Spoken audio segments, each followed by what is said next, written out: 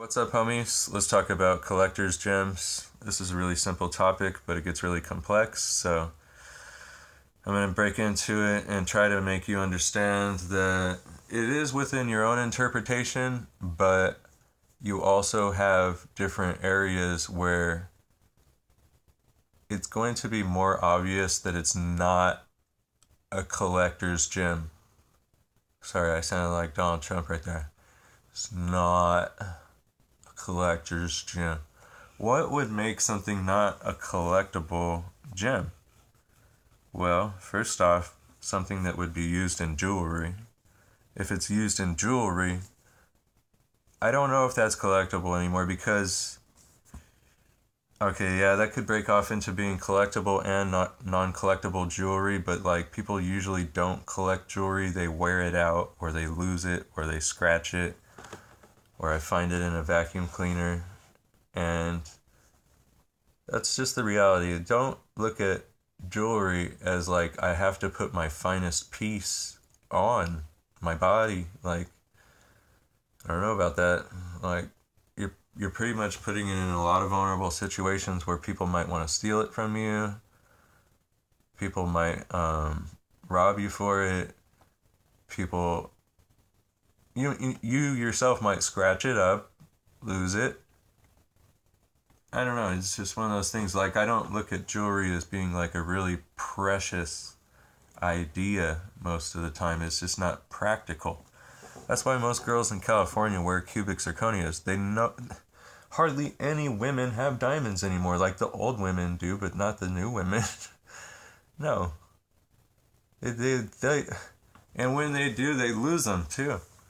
We have to be realistic. I bought insurance on the ring that I bought my fiance, so if she loses it, I could get a new one for free.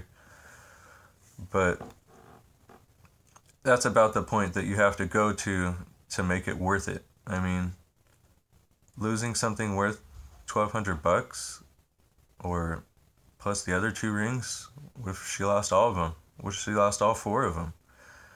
You know, it's ridiculous to think jewelry is an investment or collectible thing. It's expendable.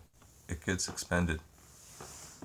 And some people do know how to wear jewelry and take care of it.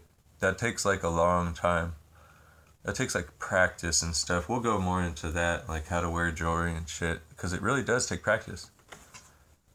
And I want to say that anything that's collectible is something that shouldn't be used in jewelry. Easiest way to group it, because then you don't have to worry about any of the stones that are too soft to be used in jewelry. All collectible, which is what I do. I know turquoise is probably used in jewelry extensively, so is opals, but I would never use them in a ring or anything where I would scratch it against something. Maybe a pendant, maybe an earring if I had earrings, but I don't wear those things, so not going to work out for me. I don't really look at jewelry other than rings, and that's where I stop.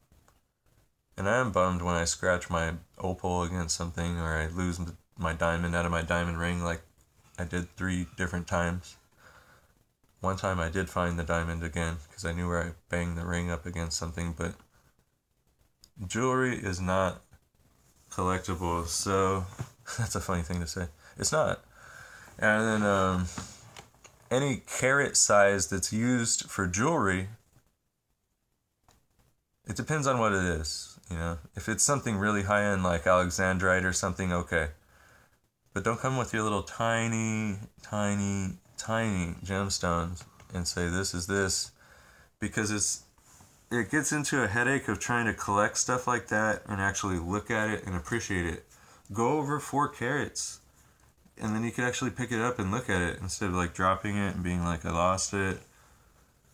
Oh boy, I just don't like really, really small gems. They're so annoying. And uncollectible. They're mostly for jewelry. That's why they ended up being that small.